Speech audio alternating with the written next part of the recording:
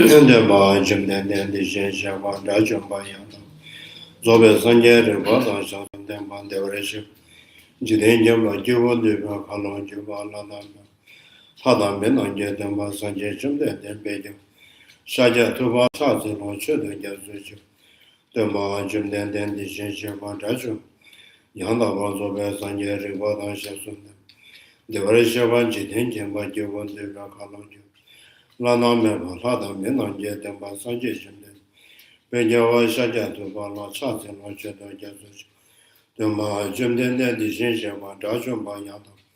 Zobe Sanje River, Shazun Demba Devoration. Jidin Jamba Juvan Diva Kano Juba Lana Meva Lada Minan Jedam. Sanje Jimden the Benjawa Shaja Tuba La Chaz. Cheda Yazuju, Kaze Kanye Zova Jadam. Sajen de no combat de Brana and Jeden de Nations. Tezekiava Jala Zelonanda, Kumajo to Susan. The Sheda was a Jelumboja, Chava Jeden Sonama. Mombochoni Jala Chava, Senjo de Martimenta, Sandon Rawa Jala Chava, the region of Sebasuma. Yaman Jenja Jala Chava, Mombotu Jeje, Batum Jeje. Sono io degli altri gente la casa, notabile già c'è un c'è da non c'è più quasi io già la casa, non c'è ne c'è la la volta.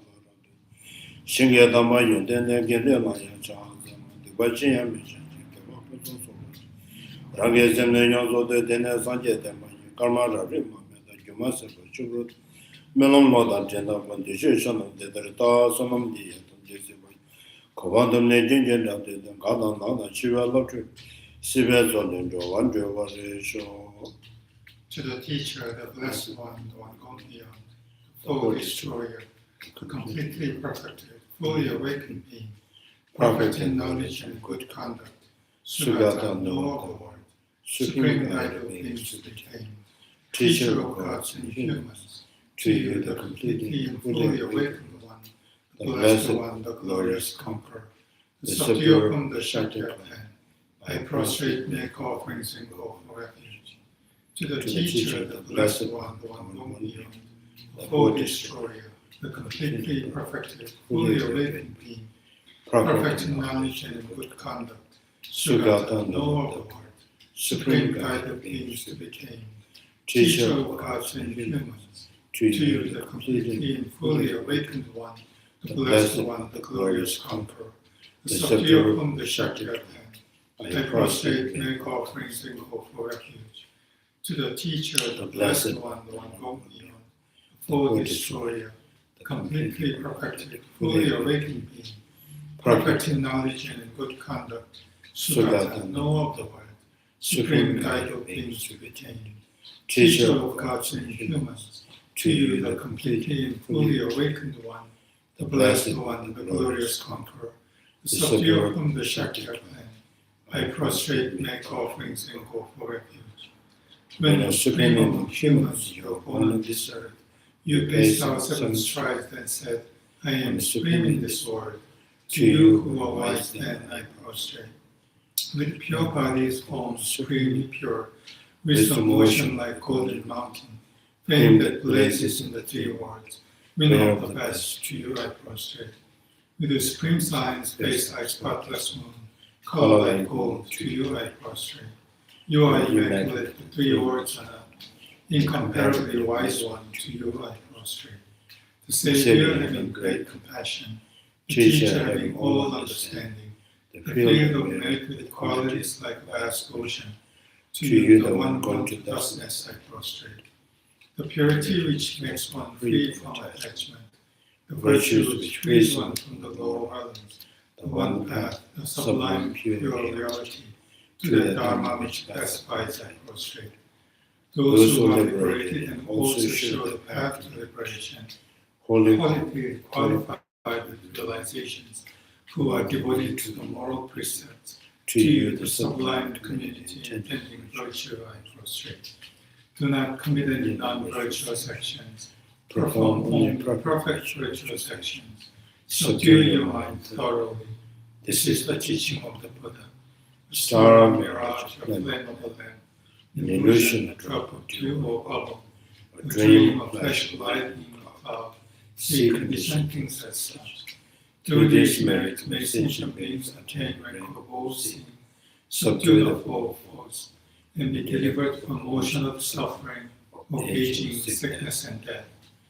Sanje Jono Zonje Jono no Chajuba Donande Jasuji, Davi Jasuji, Sono, Dona Binja Sanje Juba Jono Sanje Jono Zonje Jono, Chajuba Donande Jasuji, Davi Jasuji, Sono, Dona Binja Sanje Juba Juba, Sanje Jono Sonje Jono, Chajuba Donande Jasuji, Davi Jasuji, Sono, Dona Binja Sanje Juba Show. I go for refuge and love enlightened to the Buddha, the Dharma, and the Sangha.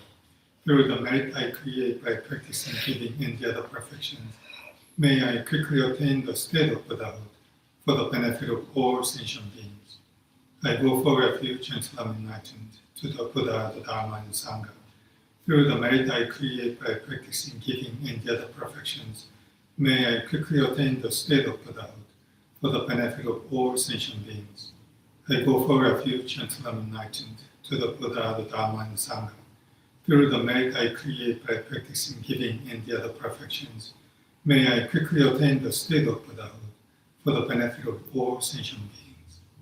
Gede Bumba Dayana, Jeda Juba Jendo Juro, Gede Bumba Namdeji, Bumba Meba, Danya Yuba Mayana, Davi Yuba Kala Juro, Dada the Vishi Vijira, Manzema Manzema, Dan Yuba Mayande, Manzema, Kanga Tom, Nada Jiranidana, Dada the Vinjana, Yohana Magaja, Zip the Kawase, Leda Numasavatra, Leda Numadam, Tadatra Giovanni, Tomani, Dawashi, Damaji, Sanyanam, Dada, America, Jura Chava, the Simbi Juyo, Majeva, the Magaba, Chinin, Dada, Song Tanji, Yanda, Yanda, Mayini, Yanda, Yanda, Dinner Sanjay, Shanish, Michigan, Giovanna, Nandami, Dada, Dinner, Kala, Dinner, Shitting, Teleshama, the Jishim, Sanjay, Dada, Tijimanya, Shava, Manya, Zozanja, and you do not just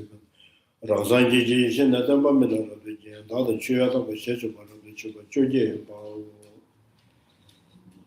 Kangea, Duzinis, the Tawa, the Japanese, the Quadam de la Charge.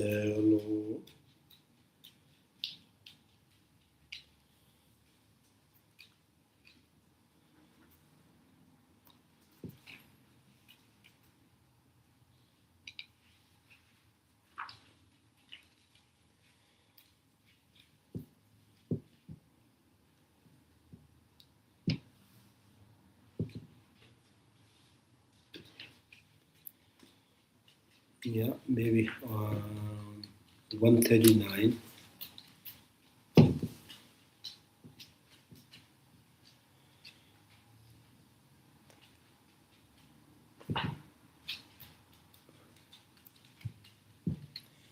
So when one is free from engagement with anything at all, created or uncreated,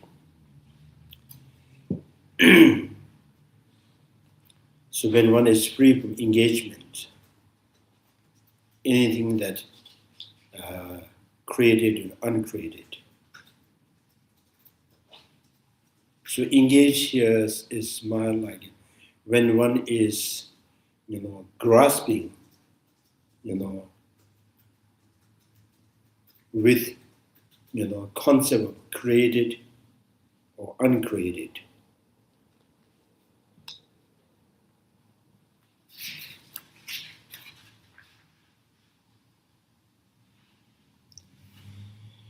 I think it's more like created and uncreated, like the conditional things. When one is free from the grasping at the construct of, conditional and unconditional, and when one is also free from the grasping on the construct of real and unreal,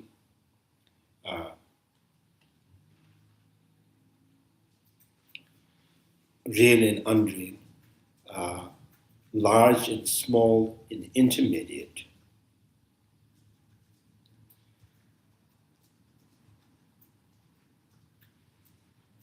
So I think here it's talking about the sentient beings, the condition that sentient beings,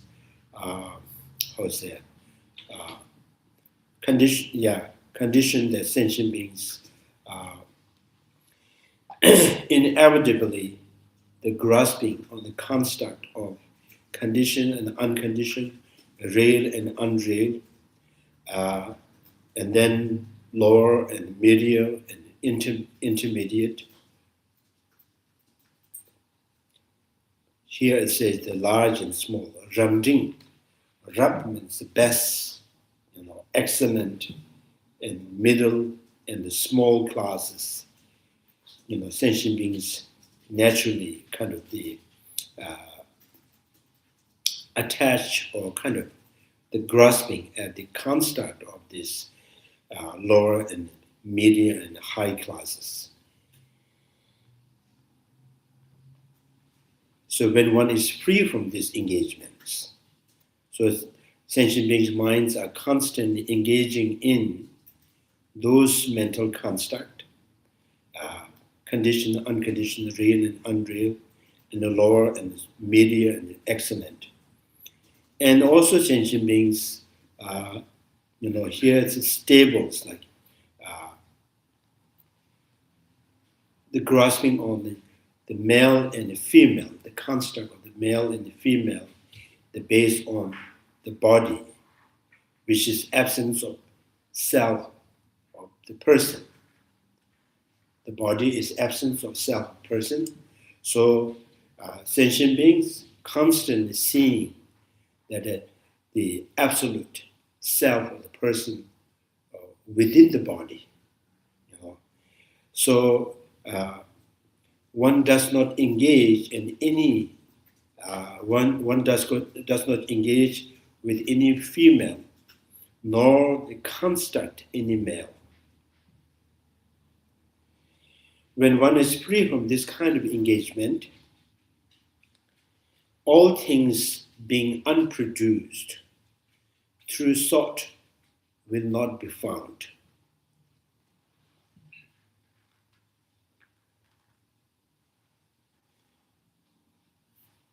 So unproduced methods, So there's no such thing in conventional, there's no such thing, anything that is a reason or arising or being produced intrinsically, all things being unproduced through thought will not be found. So all these things are absence, uncreated, unoriginated. Uncreated, unoriginated means not only that, things are absence in arising and, the occurring from the some kind of occurrence from the cause and the condition. Absence and arising, absence and intrinsic, arising and occurrence from the cause and conditions. So in the reality, in the kind of and everything is eternally void. Everything is empty of intrinsic. That is uncreated. That absence is no one has created, no one has produced, no one has made up. So remain in that way forever. Such is the sphere of the engagement of the wise. Now that kind of the ultimate natures is the sphere of engagement of the wise.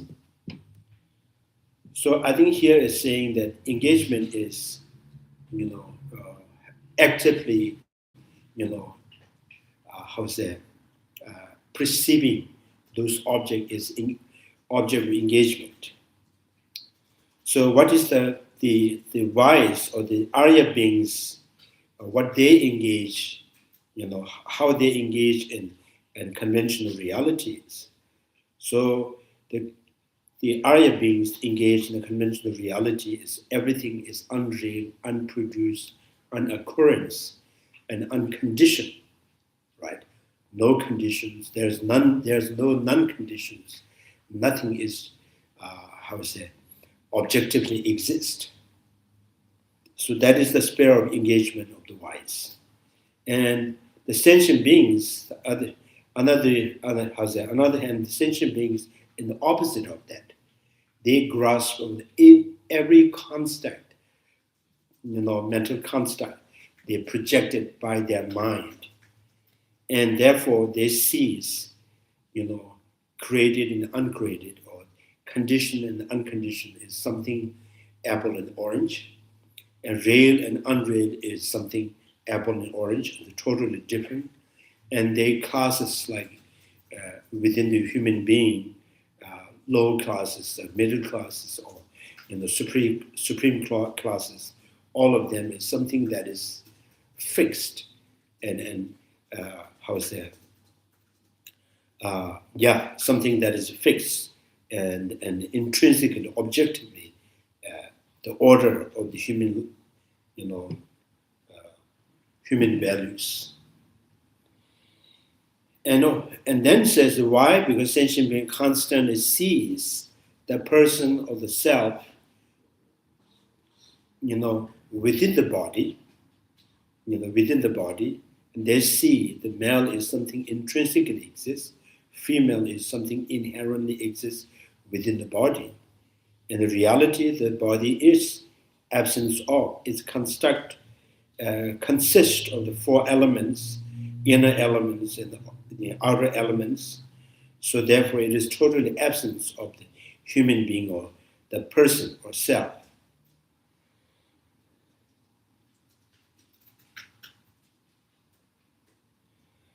So hence the only with such insight sees reality. So but it's lacking in the naive. That kind of realization is always lacking in ordinary sentient being. So therefore, since they do not see the reality, they are not considered liberations because they don't see is the possibility of the liberations.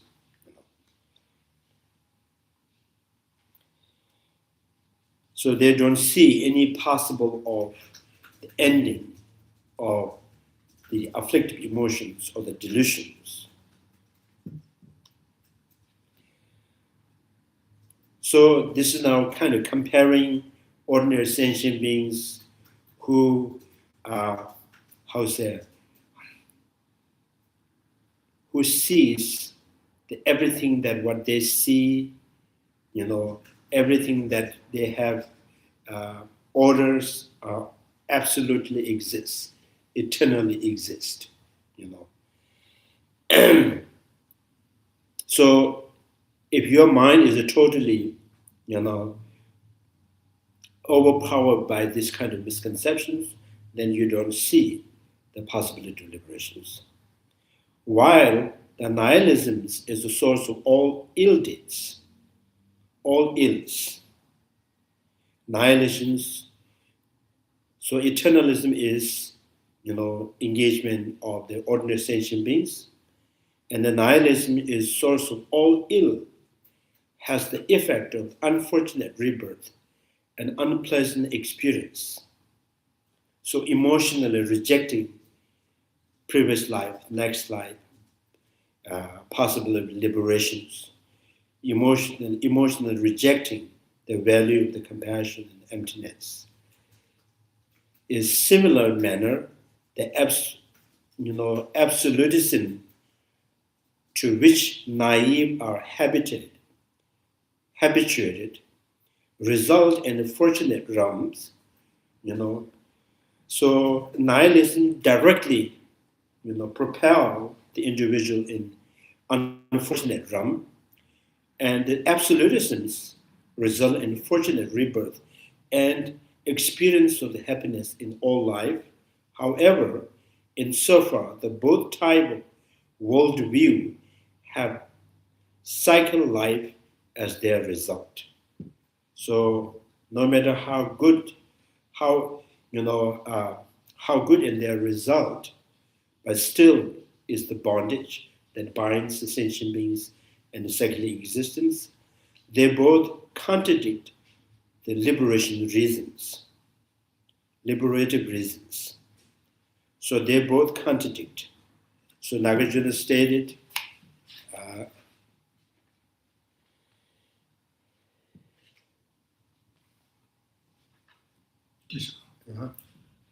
So it is saying that absolutism or eternalism can bring a fortunate result. It's not always bring fortunate result. absolutism, can bring, It's not necessary. Absolutism is also a cause of the rebirth in the lower realm. But nihilism is directly, right away, it will just, propel you in the lower realms. So the absolutisms, with that, you can have the, take refuge to the Buddha Dharma and Sangha. With absolutism, you can do, all the virtues, deed, accumulations, merit. You can generate compassions. You can practice generosities with absolutism. But saying how good, no matter how good that is, no matter how good result in the many lives that you experience, but still, because of their worldview, the absolutism is something that holds you in samsara forever. So the result is also uncertain. Maybe one life is better, the next life is not that good. So now here our idea is to show you the kind of the possibility of liberations. So that's the Nagarjuna effort, is to establish the possibility of liberations. So stanza number 4 says, you cannot liberate through absolutisms, nor escape this existence through nihilisms.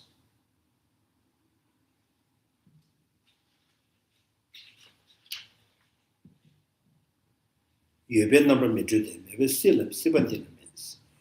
yuebe number means, because absolutisms, with that you can, follow the Buddha Dharma or any kind of religion, any kind of, even not religious person, you can have virtuous actions, the positive actions, and therefore there is the positive result and the positive consequence of all these the virtues and the wholesome actions, but saying that it cannot liberate through absolutisms. So when it comes to the liberations, the absolutism is opposite of the liberation.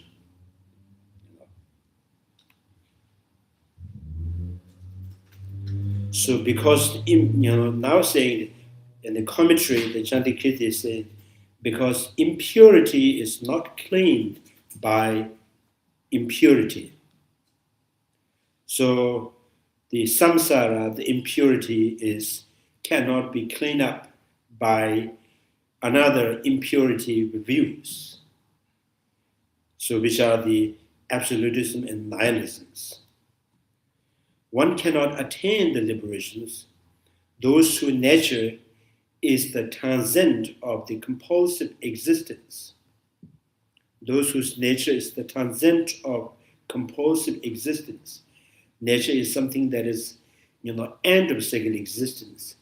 With these two worldview, the cause from which the impurity lives cycle originates,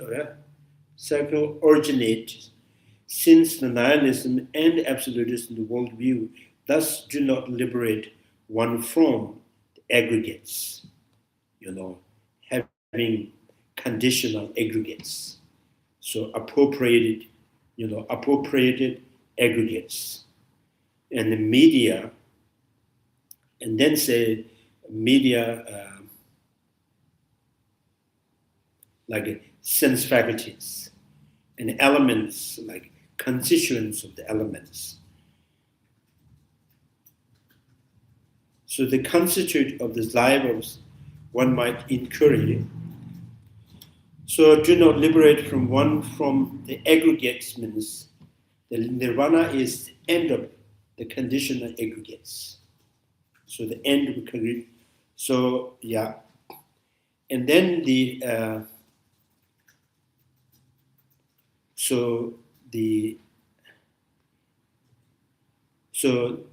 and the faculties means the faculty that kind of lead the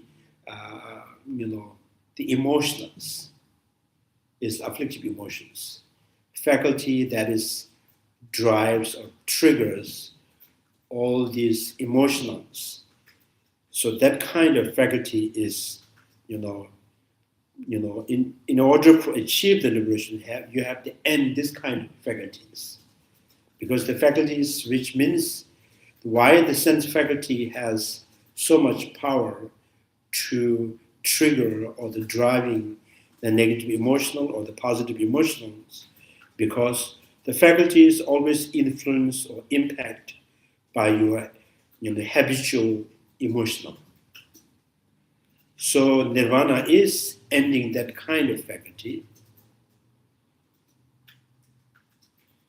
And then the question is who has really ended these aggregates and faculties? And we say arahats. So arahats, so liberated beings, who has ended the conditional aggregates.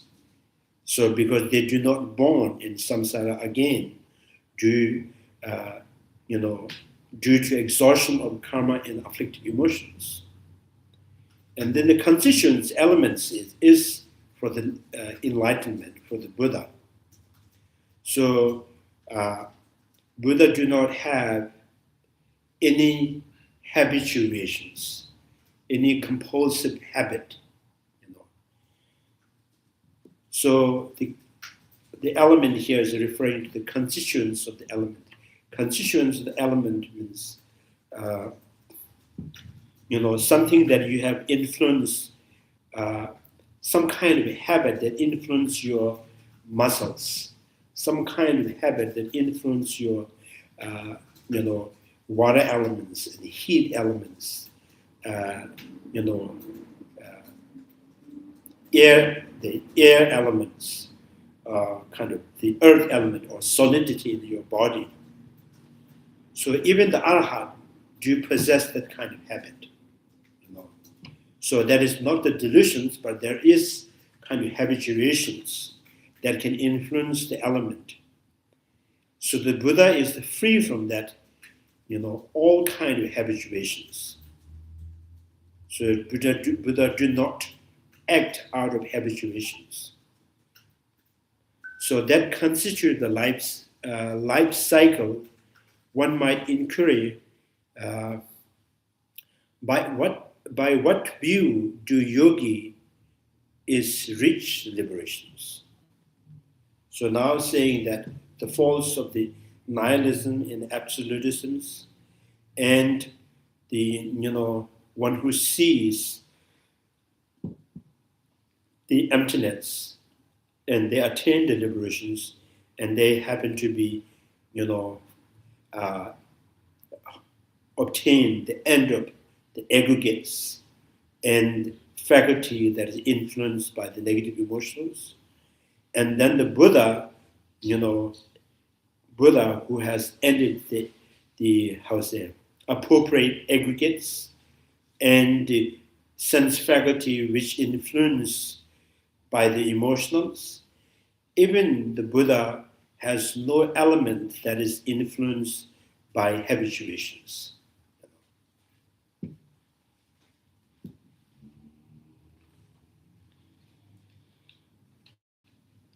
So then says, and by what view do yogi reach liberations? And then right after that line, the great souls are liberated by fully understanding being and nothing. So great beings, great soul, great noble beings are liberated by fully understanding the things and the non-thing, or the entity or the non-entity. So if the life is the entity and the death of life is non-entity, so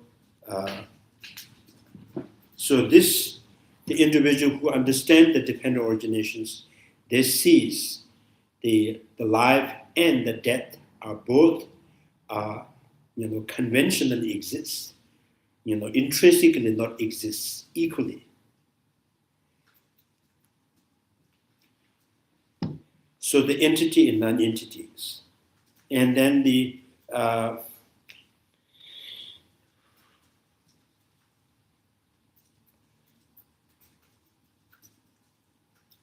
so I think one of the best examples here is a minute and the entity of the minute and non-entity of the cessation of that minute, right? Or entity and non-entity of the minute existing, conventionally, dependently, and non-entity of the minute is also conventionally, conventionally or dependently. So the minute that is present, the minute that is existing, is also why it is not, why it is not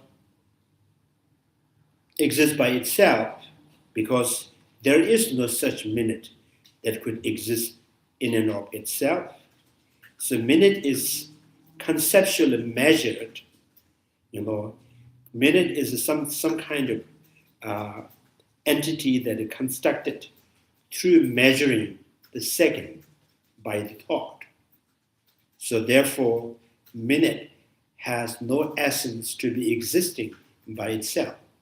Is conceptually measured and constructed, or kind of constructed or identified in a single unit as a minute. So the basis of that is minute is the seconds that are past, seconds that are in the futures. So therefore, minute has no objectively groundable. So minute never really landed in any seconds. Minute never existing before the seconds, after the second, and never landed in each of the seconds. So it is conceptually, it's just existing in the phase of concept. So the concept that is by measuring or counting the second, and then the thought comes up with, in a single unit as a minute. So that entity is not intrinsic, and their absence or their cessations, that minute that ceased, the cessation of that minute is also not intrinsic.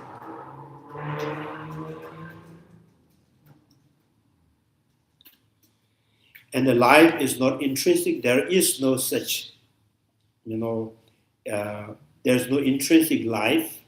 There is no intrinsic the person. So there is no intrinsic person, means the person do not inherent in each of the elements in the body. The person do not inherent in every parts of the body. The person do not inherent in every perceptions. Person do not inherent in any sensual object. Person do not inherent in any object of the mental consciousness. So the person never, inherently exists in the five aggregates.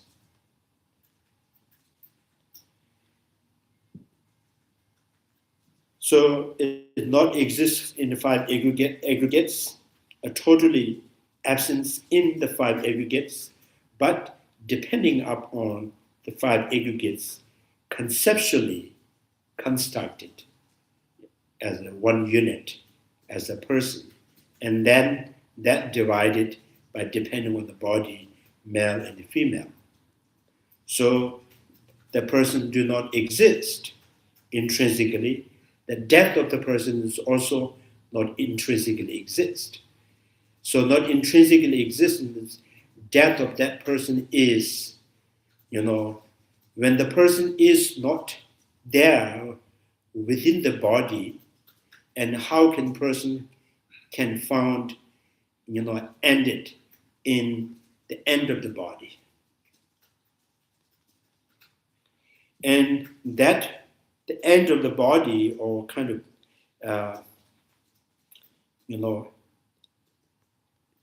ashes of that body,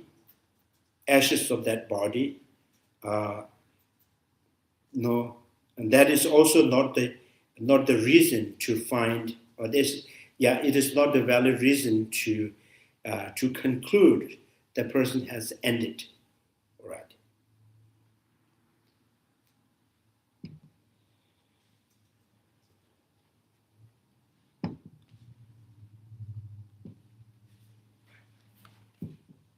If the ashes of the body is the valid, is the conclusion, or it can conclude the end of the person, then ashes of the grasses, that also the end of the grass in the future.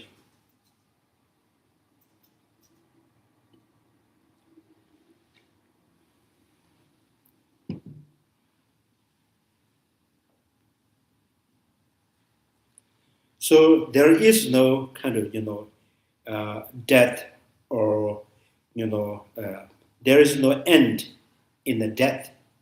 Death is not the answer, to think, because it is a death, therefore it has end. The milk dye turn yogurt, seed dye turn sprout. So anything that is dyed, it always cycles back. So therefore, there is no intrinsic property in the death. So life in the death is equally conventional, or relatively existing, or constructively exist, and equally not exist intrinsically, inherently. So I think here the English translations, they use the word being and non-things. Actually, this is like, present and their past. Both are, if that exists, relatively exists, both are not exist intrinsically. So the great soul, now this line is to saying that the question is, by what view do yogis reach the liberations? Then says, yogi reach the liberations by understanding entity and non-entity, present and the past, is equally not intrinsically existing, equally a relatively existence.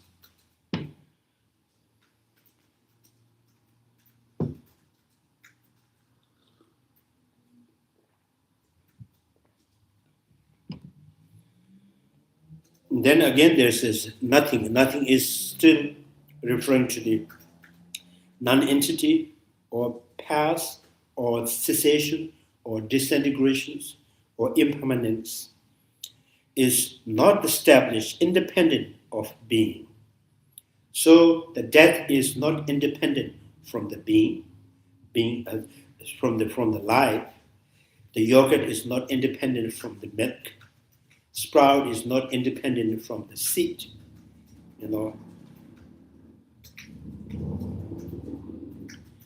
So the being is established independent of non-thing, is not established independent of beings.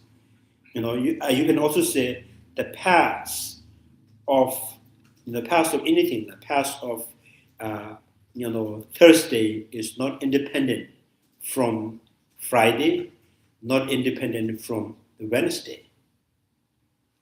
So death of the person is not independent from his next life, is also death of that person is also not independent from, uh, in the present of that person's life.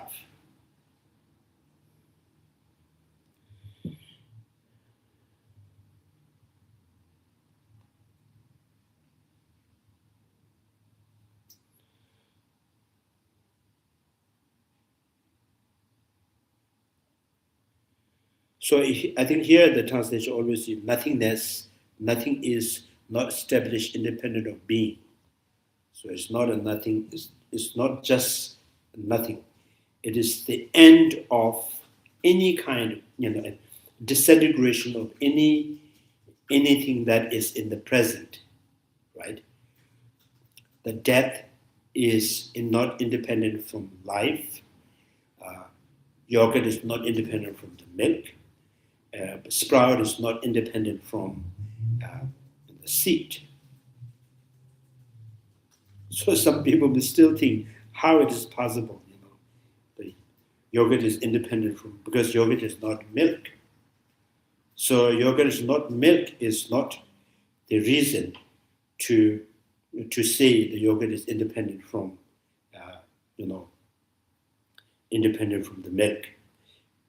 Hypothetically, if yogurt is independent from the milk, and the milk and yogurt should not have any relations.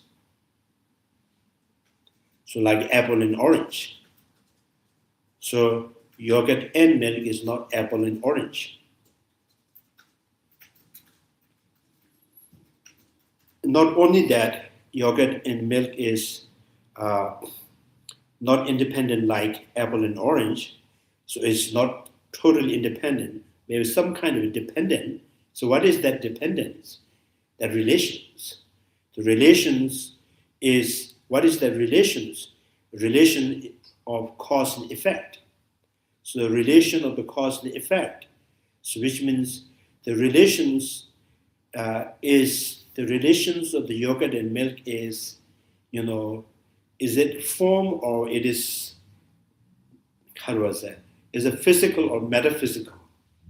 Then say it's just mental projection. The relation is not a physical,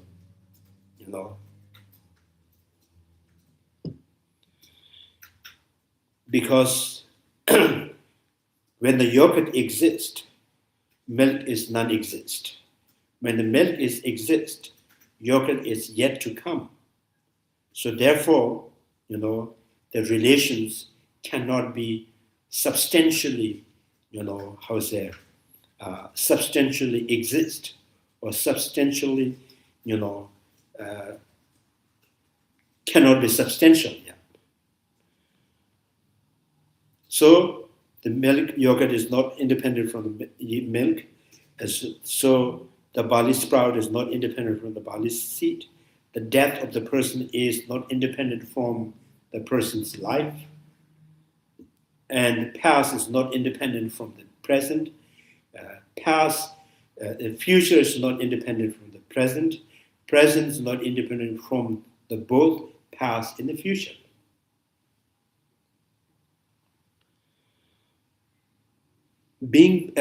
Both being and nothing exists without intrinsically real status.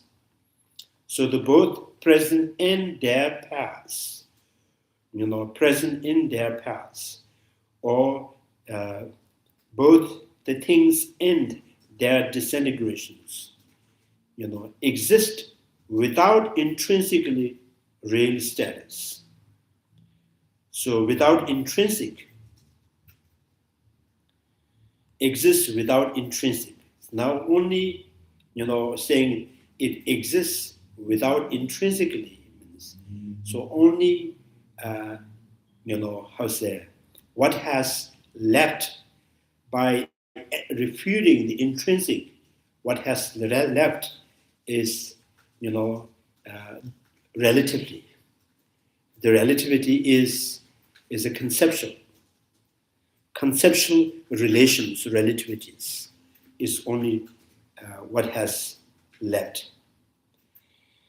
Exists without intrinsically real status, thus total understanding of the present and their past, things and their disintegrations, is the understanding of them both as unreal. The present is not present, not real or not real. That any kind of present is not, not really there as a real. So, like for example, the minute, there is no objective minute. There is no real objective minute. There is no real objective present. There is no real objective past. There is no real objective future.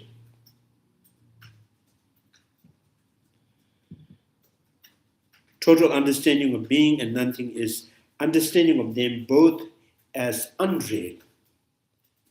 So then the question is, if no objective real, and what is it's implying, is, the both are unreal. So because of the both are unreal, and does that mean both do not exist? It is unreal, it is a deceptive, it is a lie, therefore it must exist. If a real, unreal, and the deceptive lies, if do not exist, and there is no confusion, there is no deception. Sentient beings, samsaras is due to the deceptions, deceptive, unreal phenomena, right? So if unreal does not exist, and there is no deception, there is no confusion, there is no ignorance, there is no samsara. So the unreal, therefore, it exists.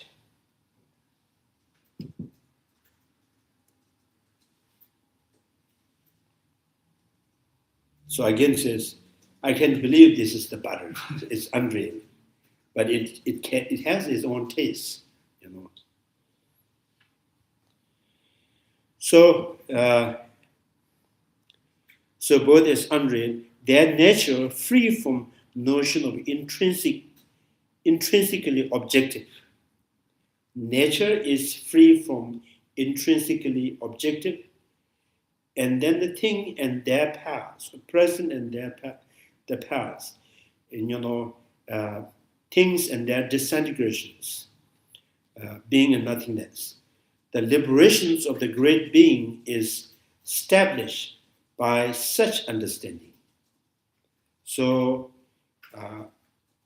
the liberated beings, the Arya beings, noble beings, what makes them noble being, what makes them Arya being, what makes them, Arhat, is this the wisdom that understands, perfectly, real and unreal, or everything is unreal and it's not objectively exist, but it is the relatively exist.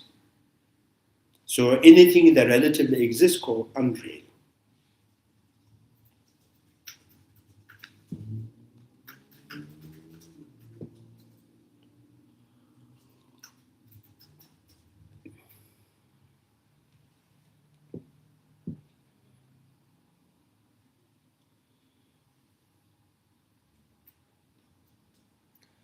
So since what we see with eye consciousness as a color is unreal, what we hear, the sound, the music, and that is also unreal. So why it is unreal and it still exists? Because it is unreal, it is never being real to your mind. Your mind always engage the color, the sound, but is never being real to you. Because what you see, always the color, what you hear through your air consciousness, the sound, you always seems to you that these are always objective, intrinsic, solid, substantial. So it is never being real to the consciousness. The consciousness always experiencing it, perceiving it, but do not see the reality of that. So and then the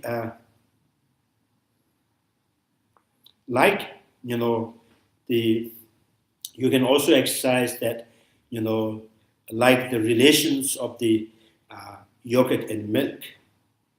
Yes, there is the relation of the yogurt and milk, but it is never the relation that never really physically exists, never really exists in any time. So yogurt and the milk, the relations never exist during the milk, during the yogurt. So, but relatively, conceptually understood and perceived, and labeled. So therefore, the relation exists.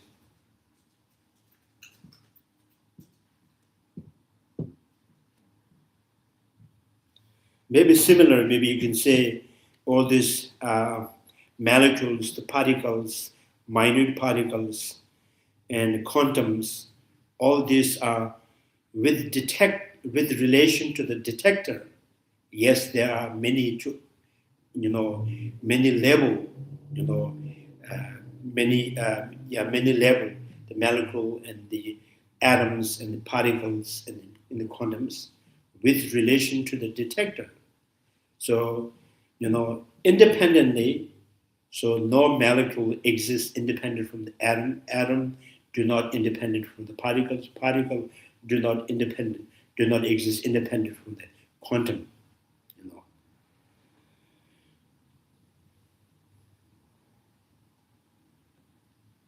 Because these we call that a mental detected form is not sensorily experienced form. It is more mentally detected form. So it is a conceptually understood.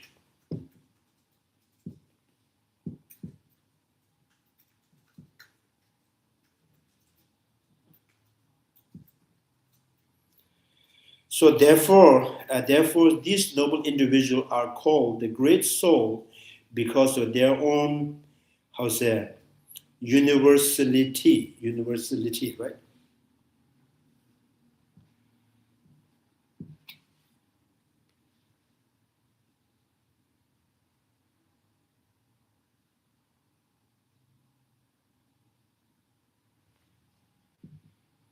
So since they abide in the intuition of non-perceptions, so because these Aryas, nobles, and Arhat, their mind is, perfectly abide in the intuitions or, non-conceptual or direct perception of the emptiness.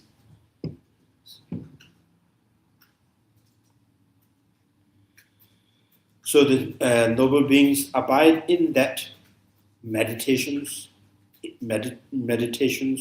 or the wisdom, the observing the emptiness. And again, so there is no such noble being inherent in the wisdom.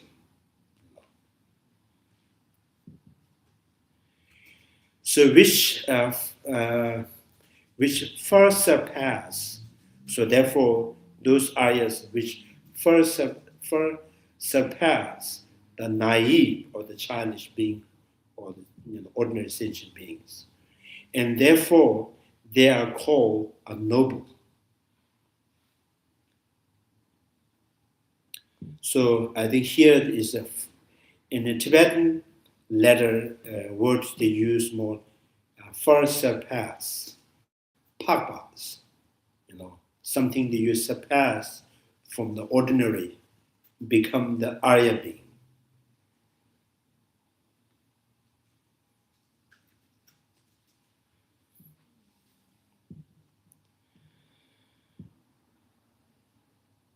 So the naive are bound because the addictions such as desire, which develop through their imaginative construction of the sign of being and nothingness.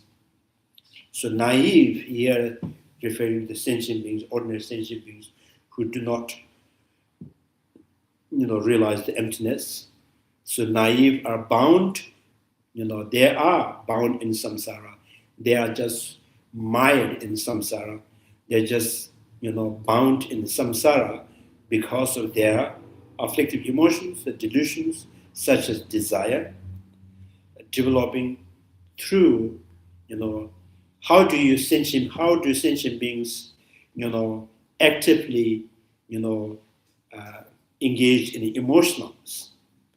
So then the question here is, if the sentient beings, they are, they're actively,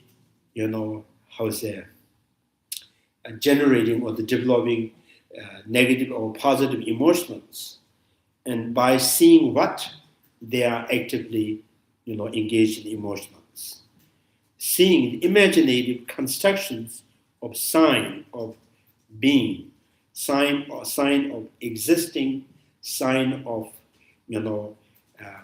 present, and sign of past, sign of life and sign of death, sign of lower school, lower classes, middle classes, or supreme classes.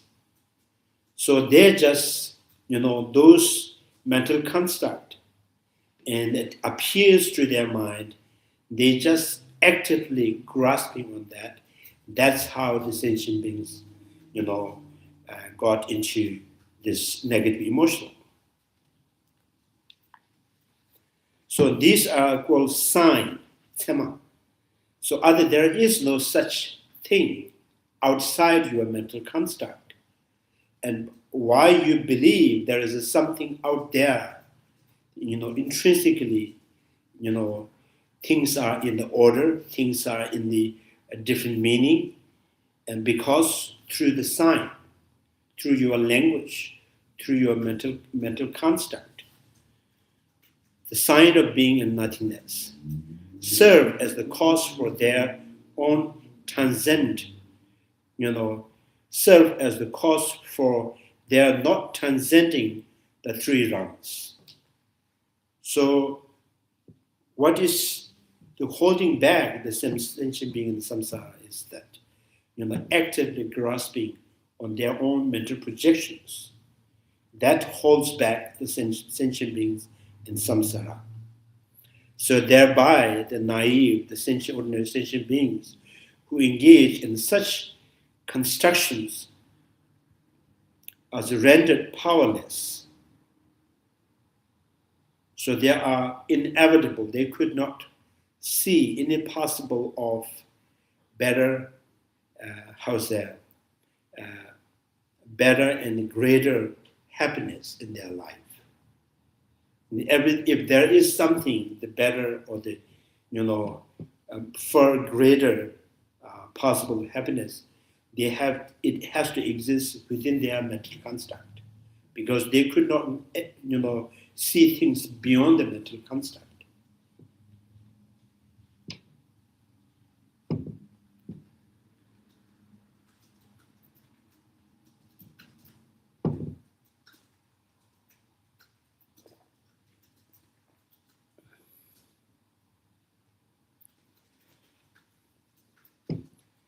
Yeah, so that's why sentient beings, always see if there's the happiness, for the poor, for the smaller classes or lower classes, for happiness is a middle class happiness. For the middle class and higher class, supreme class, is happiness. And the powerless to the power is more happiness. Know well to the well possessor is happiness. So they always see kind of anything they can achieve within their own nets of mental construct, because they never really go or see beyond that mental construct. Now the Nagarjunas, the Buddha is saying that, there is always the nirvana, the state of nirvana is always, you are in that nature. Every sentient being is in the nature of the nirvana, but they could not recognize, they could not, realize that natures. And what is that nature? It's a nature that is beyond your mental construct. And the beyond mental construct means when you pacify all these mental projections, then you start to see what is there beyond your mental construct. So, when someone could see that possibility, something that what is the beyond the mental construct, what is beyond the mental projections, so that is total absence of intrinsic existence. There is no lower class, there is no middle class, there is no high class. There is no condition, there is no unconditioned, there is no arising, there is no origination, occurring or occurrence. There is no, present or the past and the futures. So if mind can understand that ultimate natures, and then they, automatically or naturally see, yes, there is the possible end of afflictive emotions.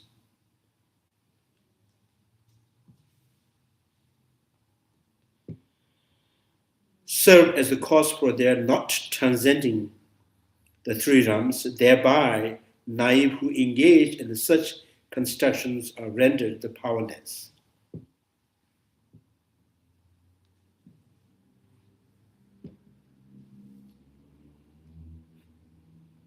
So this is like, the fish that's caught in the net and trying to get freedom from the net. So how much they move, although they have no legs and hands, but their whole physicals trying to get out from that. So this is exactly like sentient being, who are kind of caught up in their own mental projections.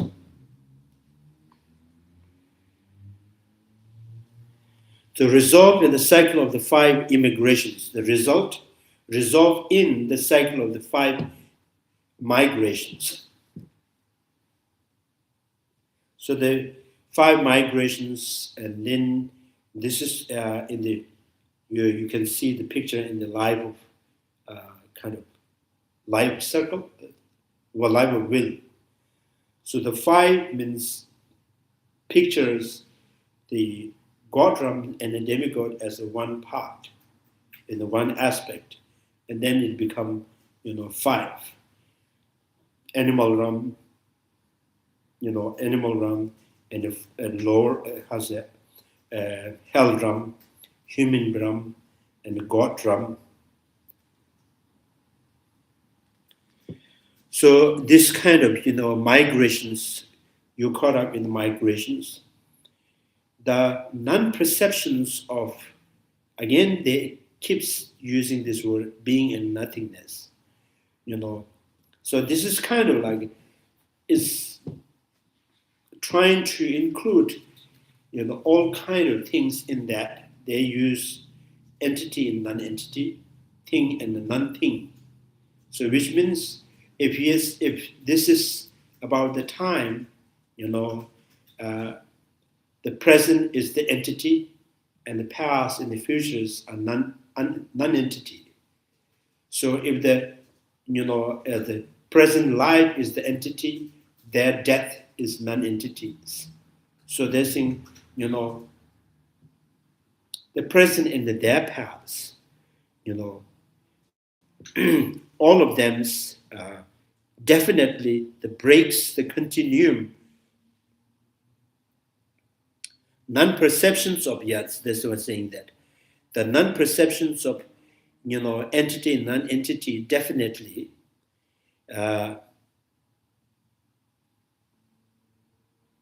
that breaks the continuum of, I think there's addictions, the afflictive emotion or the delusions, such as desire.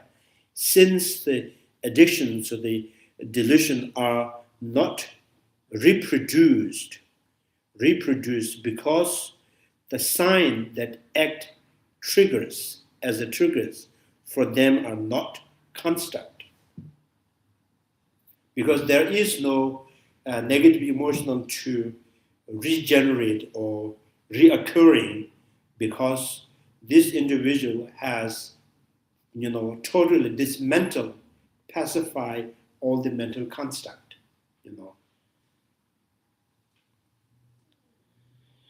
So sometimes this act of triggers is also like that. Once you project the imaginations, that triggers all the habit, of attachment or the anger or the jealousies. So it's, in order to those, each of the negative emotional delusions, for the anger to arise, you have to bring the image, invite the image of the 100% negative, unfavorable, and that triggers, that mental construct or imagination triggers your angers. So 100% favorable, attractive, and that triggers the attachment. So since the individual who has, completely understood this whole mental construct, are unreal, they do not exist intrinsically, So, and then you have pacified all the mental construct, there is no way, regenerating or the reoccurring of the negative emotions. For them are not constructed, since the breaking the continuum of such, delusionals yield freedom. This method of this insight of non-perceptions is the technique of the liberations. So non-perceptible. So it's inside of the non-perceptions and the perceptions. The perceptions, I think here, right now, these two terms, saying the perceptions, you are actively grasping or perceiving some kind of meaning with that mental projections, is the perceptions. And, you have lost the meaning, of favorable, unfavorable, by or through, knowing the mental favorable and unfavorable is mutually depending. They are not equally intrinsically exist. They are equally relatively existing. That, pacifies this solidity of that unfavorable. So by that, it kind of stops feeding that, attachment. So if you pacified, unfavorable, and pacified unfavorable is thinking that unfavorable, favorable is mutually depending, without one another could not exist, like east and west, short and tall, and each of them they equally do not exist intrinsically. So that this is the way you pacify the construct of favorable by pacifying that, and that, and stop feeding the anger, right? So this is the technique of the liberations. Liberations is through the insight. To this, the Buddha realized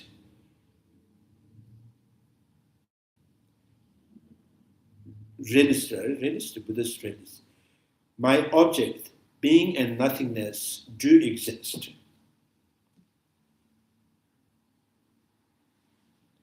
May object. Now, question is, that being and nothingness, or that entity and non-entity, that present and their past, are these do exist or not? For if you hold them as a non-existence, then for you, if entity and a non-entity, the past and the present, life and the death, things and their disintegrations. If you start to thinking that these are not existing because there are no intrinsic nature, then it's this, and then the life cycle, and its transience would also be non-existing. If things and things and their disintegrations, life and the death are not intrinsically exist, therefore it's not exist. If you think that way, and then you have no samsara, no liberations. So non-existent, because it is, has a identical with 5 appropriative aggregates.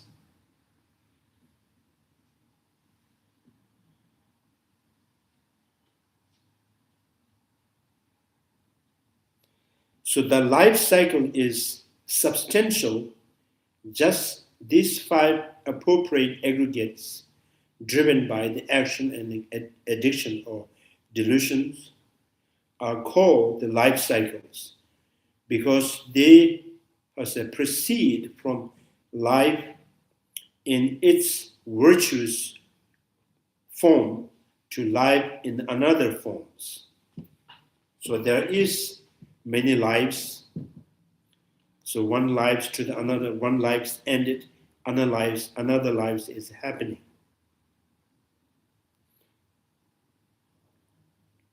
When the seed in the seed loses its identity in the soil, and then that finds, by having loss of its identity, its kind of identity or its nature, its essence, and the sprout,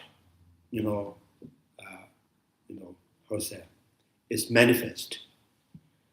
So the loss of identity of the seed within the soil is not the end. So that is the reason the sprout has manifest. So when the one life is ended, the seed is because of the moisture in the soil that, conditioning the seed reborn again. For the sentient beings, one life, when one life is ended, so all the habituations, the continuations of the habituations and the condition in elements joined together, there is new life. So that new life has the stream of habit from the past life. So the one life that has ended is not coming, but because of the end of that, and there's another, stream of life that's similar, carries the similar habituations.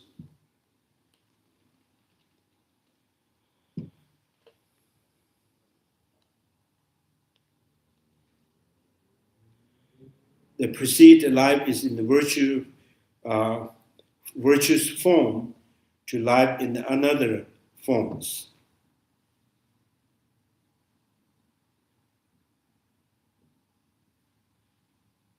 So the seed in human beings, there's a big difference because seed, has no effort, no desire, to coming back.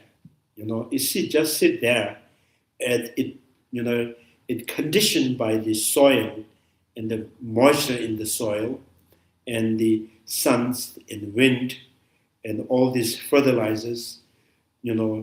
Seed has desire to become again or not, no matter the corporate conditions will, drag them or kind of, make them alive again. So the human beings that the consciousness that carries so much habit, so much imprints, so much habituations, the continuum of the thousands of habituations,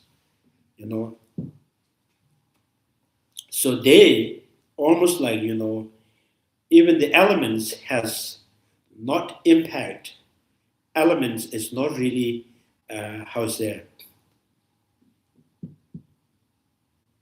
it's almost like the influence from the habituations, has so much impact on the element. So it's almost the power of the habituations, and you come back in this, same kind of aggregates, the form. So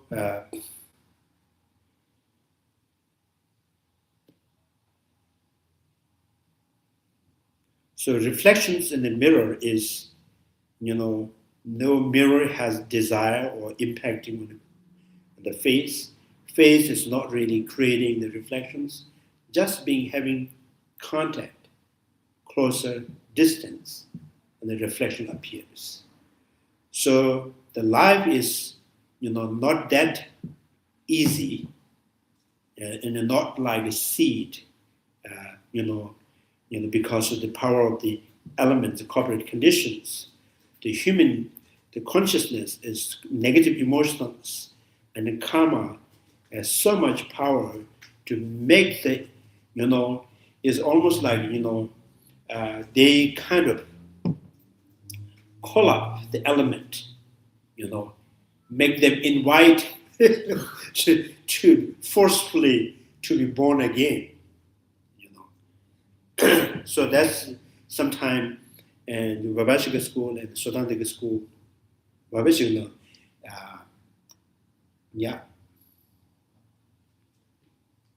Sodantika school, they kind of saying that the process of from the death to the birth, and it says it's slow like a seed. The process is a slow, much slower, like the seed turning into sprout. So, and in the Prasangika school says that life to the death is instant, like reflections, kind of appears in the mirror. So it's not like it's slow, it's instant. The minute you die, that very instant, you have appears in another form of element. So almost, this is kind of, now with all this, the force of this is said because of the, because of our habit and delusions has that much power.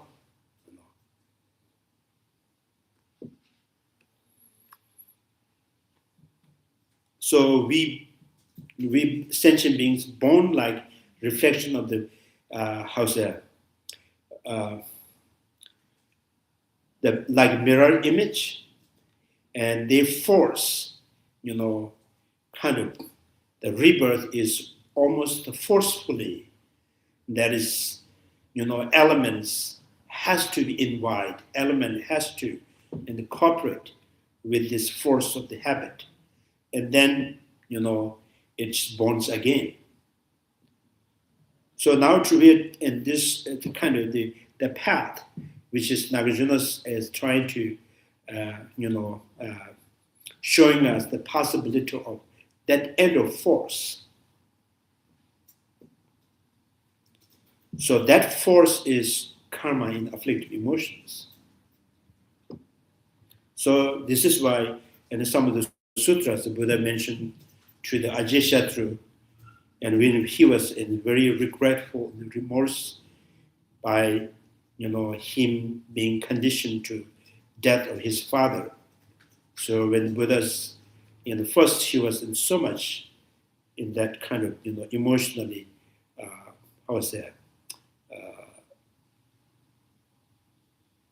emotional breakdown. At that time says, don't worry, father and mother has to be killed. So now that at that time, the Buddha was referring that father and mother is that karma and afflictions, so much power, how much you die, how many times you die, this force of the karma and afflictive emotions make you born again and again, again and again. You want it or you do not want, no matter there's no request, right? So it just forcefully make you born again and again. So where you're born from all the time is, father and mother, the parent, karma and afflictive emotions.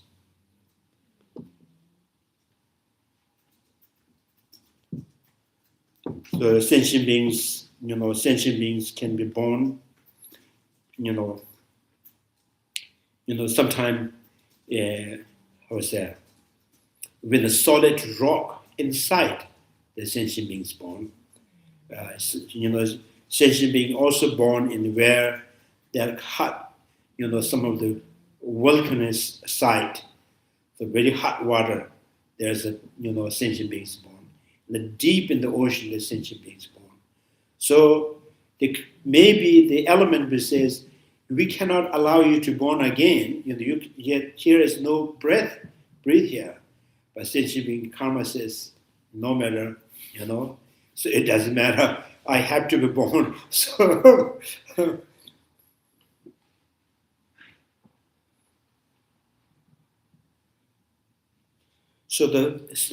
now you see the birth of the sentient beings is not only the condition, it is the force of the habituations of karma and afflictions.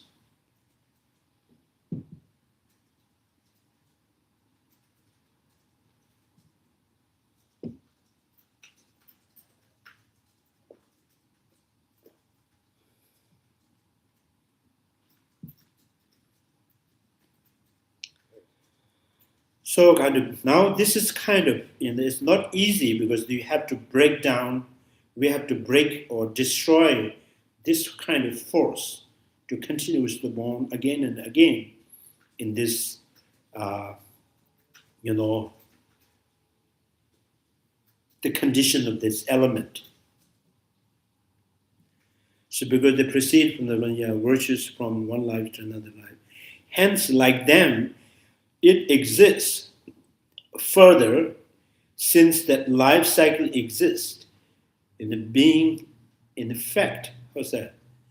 Being in fact exists. Now it's saying that entity or thing and a non-thing, present and the past, life and the death, so the both has to be exist. If not exist, Buddha won't teach.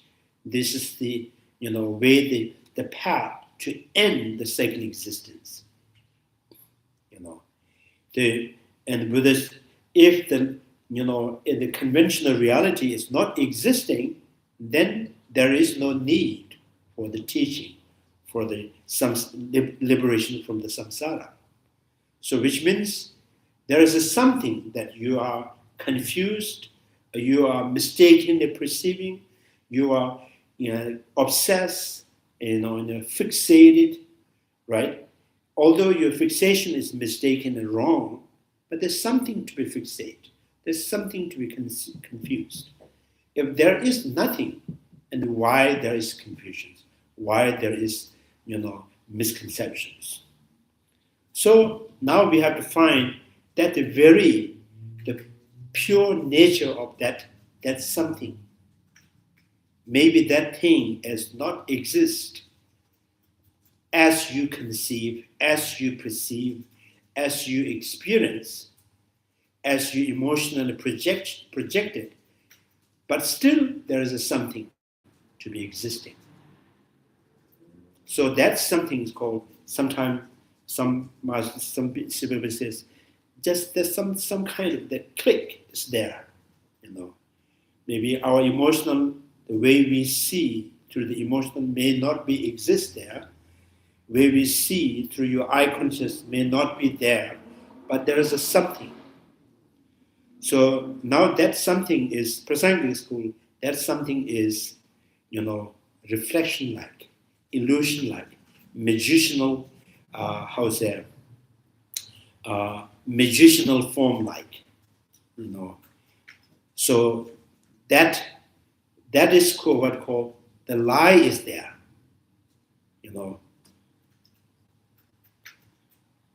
The aspect what illusional form is there. So that illusional form is the basis for the sentient being to fixate, attach, entertain, active, aggressive, to act emotionally. So because that illusional is there. Like when you see the movie that really kind of, it change your lip, there's an emotional up and down when you watch the movie. So that kind of form is something there. But that is not truly exists, it is not real exists, it is not substantial exists, it is not inherent and not intrinsic. So that we need to understand. Yes. The furthest in the life cycle is being in fact exist. Being in fact exists. Moreover, nirvana liberations has the nature of exhaustions of delusional life cycles. Delusional life cycles, and it is non-being, or because the suffering is.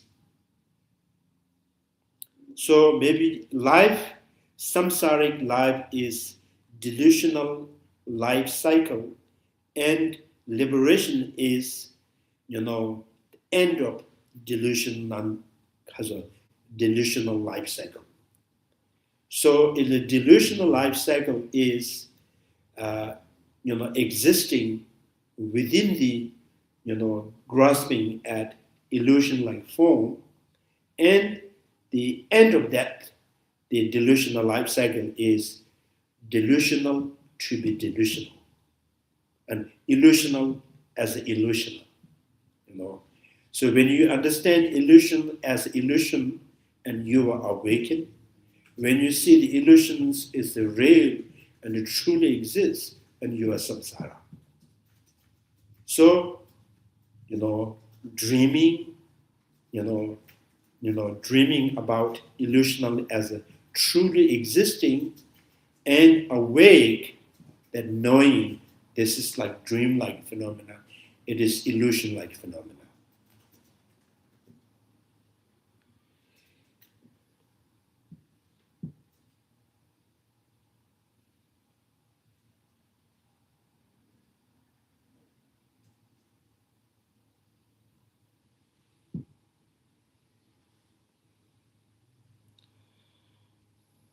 Life cycle and is non-being, because suffering is not reproduced. Consequently, nirvana, the fact of the absence of life cycle, is as existence as a cycle life.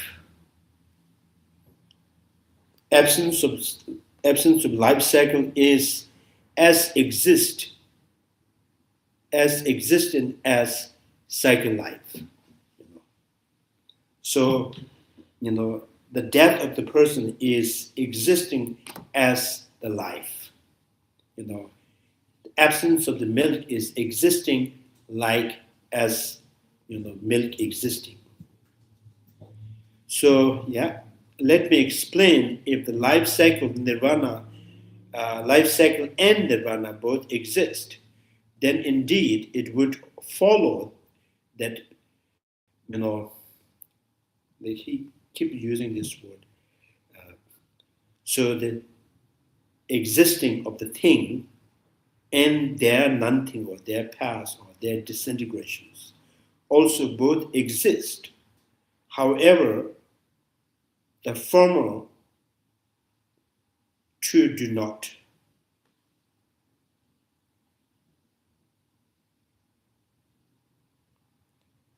If the life cycle and nirvana both exist, then indeed it would follow that being and nothingness also both exist. However, former do not exist. Life cycle and nirvana is not existing. So the Buddha realized objects, so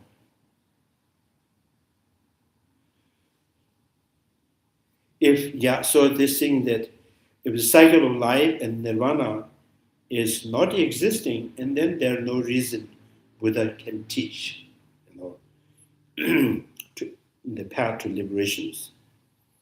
So if the cycle of life and nirvana is equally relatively existing, equally not intrinsically exist, and things and their paths, things and their disintegrations, also existing equally, conventionally, relatively, equally, not intrinsically.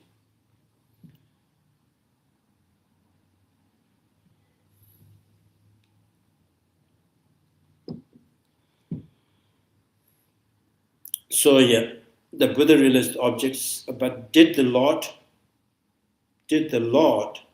not proclaim these both to exist and teach the doctrine in order to accomplish terminations of the life cycle and the attainment of nirvana? So now they're saying, so things do exist. If things do not exist, and there's no reason Buddha has taught, sentient being to attain nirvana.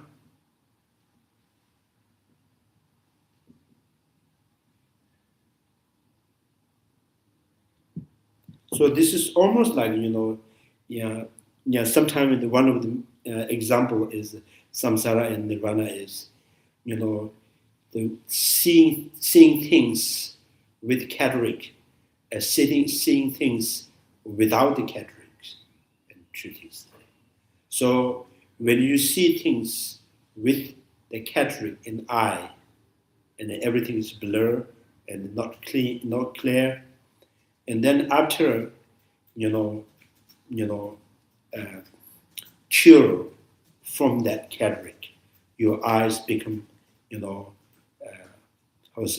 more clear with the object. So there is no the cataract, the time you'll be having cataract and time that you're free from the cataract is not two independent life, not two independent person, not two independent world, right? So there is no such thing. So with cataract or without cataract, both are, one exists with confusions, one exists with as unclarity, one existing with clarity.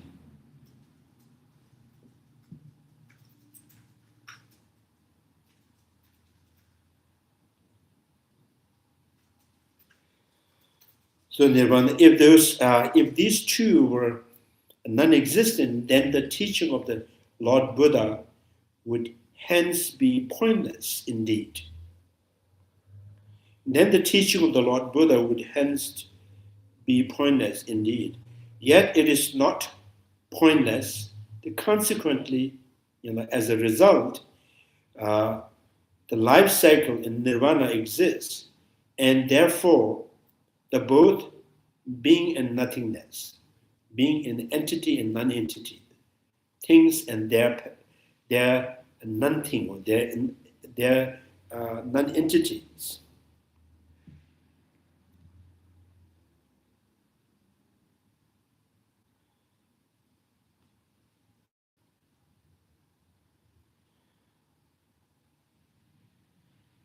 Are also established.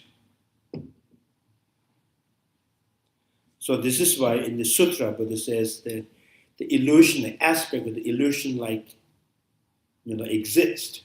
Therefore, there's a sentient beings. There's something to be confused. There is something for the sentient being to attached, and there is something the sentient beings to express, good or bad, or likable or not likable. If there is nothing, and there's no basis for the confusion, no basis for the attachment, there's no basis for the discriminating on the object. So then it says, from the first lines, that illusion-like aspect is there. So then it says that existing of that illusion-like, how many percentage for that to be existing, and then it's a very tiny percent, 1-2% that existing, Now you sentient beings start exaggerating, that become not 100%, 500%, 600, 700%.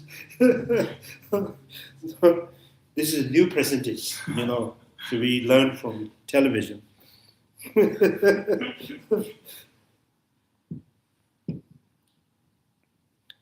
700%.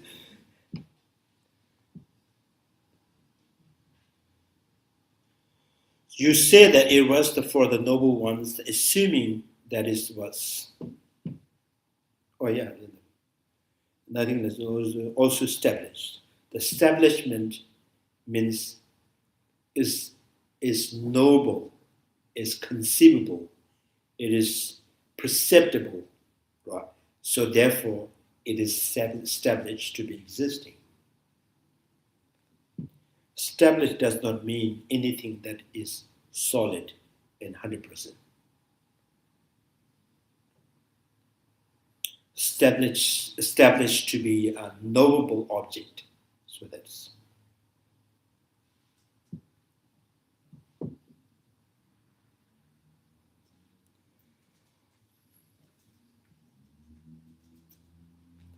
So let me explain for whom were both cyclic life and nirvana taught. You say that it was for the noble one, assuming that it was, if you think that it was explained for the noble, explained for those who had become the noble already, by what explanations did they become the noble? So the alternative to this is that such was taught in order for the naive, sentient beings, ordinary sentient beings who do not realize the emptiness, to become the noble. So one who has not realized the emptiness, and that to become the noble being, and Buddha taught this. So if that is the case, this was taught for the sake of those not yet noble, since they could become noble through the process of learning it, contemplating it, and so forth, since such non-noble individuals have been conditioned to realistic view. So the ordinary sentient beings who has not, who hasn't, generate yet the eye of the wisdom realizing emptiness, for those to gain the eye of the wisdom and to find the path to liberations. So over the course of lifetime without beginning, so now this wisdom, wisdom realizing emptiness or settled dependent originations. Now, how is encounter, so it has to encounter with strong habituations, lifetime without beginning. If they were not taught from the compulsive life cycle, they could not overcome their attachment to realism. Because their attachment is not easy. It's almost become the part of their mind. It's almost become the nature of the mind. but it is never being nature of the mind. It is the strong habit that is reside within the mind for beginningless time. So now the wisdom has to be, overcome or deal with this strong habituations of the afflictive emotions. So then the question is, a comparison here could not overcome the attachment to the realism. If those addicted to the world filled with enormous happiness, now between there's the questions. So the wisdom realizing emptiness is the key, or it is the only the vaccine that can prevent or that destroy all these afflictive emotions that is accumulated from the beginning, beginningless lifetime. So then says, is this possible that sentient being can, gain this kinds of wisdom and they can use as an antidote, overcome attachment that is accumulated or built within the mind from the beginningless time? And then the question, why this question is too difficult, It's almost, I see, it's impossible. So then it says, yes, sentient beings have this kind of, they can have this kind of courage to take the, responsible for themselves to deal with afflictive emotions, even that is from the beginningless time. And how? So what kind of habits sentient beings? They could not, addiction to world filled with enormous happiness. So this is, if say we are sentient being, are you happy in this place, in this city, in this country? And this person may says, I'm quite happy, but you say everything is the double happy in another side of the country. And are you willing to go? And this sentient being says, yes, definitely, I'm going to do it. Whatever it takes, I'm going to do it. So then it says, if we kind of convince them the liberations that is kind of permanent state of happiness, permanent bliss, it is really possible you can obtain this kind of, permanent state of happiness. Sentient says, I'm going to try it, So, enormous happiness, when this is pointed out to them, are able to overcome attachment, even to the pleasures, even to those pleasures. So they can easily, renounce from the pleasurable happiness. If there's something better, something greater, so if something better and greater tomorrow, not having dinner tonight, they says, yes, I will do it. I'm not going to eat. So there is some kind of nature that's seeking. If attachment is through the beginningless, desire, seeking happiness is also beginningless. We have this desire, from the beginning, right from the beginning.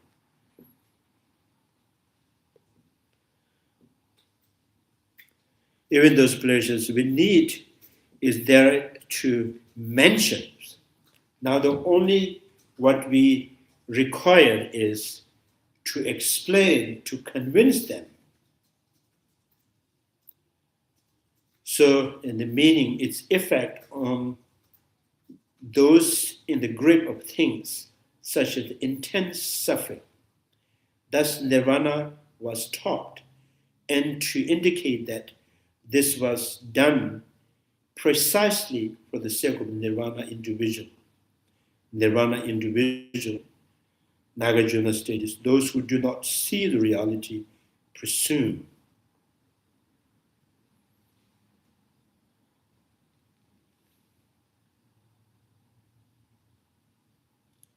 So Now, if you have genuine compassion to the sentient beings, you have to do your best to, to convince the sentient beings, everything that object that you are engaging are, you have to find many ways to proving that it's unreal.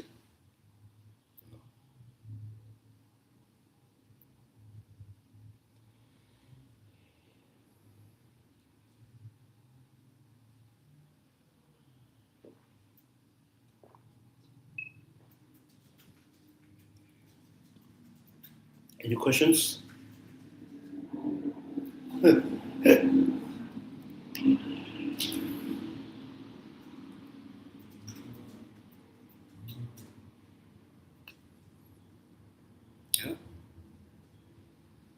Chanju simjo rinpoche ma jeba na jeju jeba nyamba meba nya konde pewashi. Ponye tawa rinpoche ma jeba na jeju jeba nyamba meba nya konde pewashi. Pama simja tamje dada tenju je ngendo tamje tatu tongwa. Chanju semba kanda sushu bete da kunje monum dhubju rushi. Kare rabe probe shima zo penta dewa ma rinju. Jere songwa tinsin jazo yeshabe sede badu tenju rushi. May the precious body mind not yet born arise and grow. May the bone have no decline but increase forevermore. May the precious mind realizing emptiness not yet born arise and grow. May the bone have no decline but increase forevermore. Due to all these merits, may all father and mother sentient beings have all the happiness, and may all lower realms be empty forever. Wherever there are bodhisattvas, may all their prayers be accomplished immediately. In the sacred land surrounded by snow mountains, you are the source of all benefit and happiness, O powerful Trinity Tenzin Gyatso. Remain in this world until samsara ends. Thank you.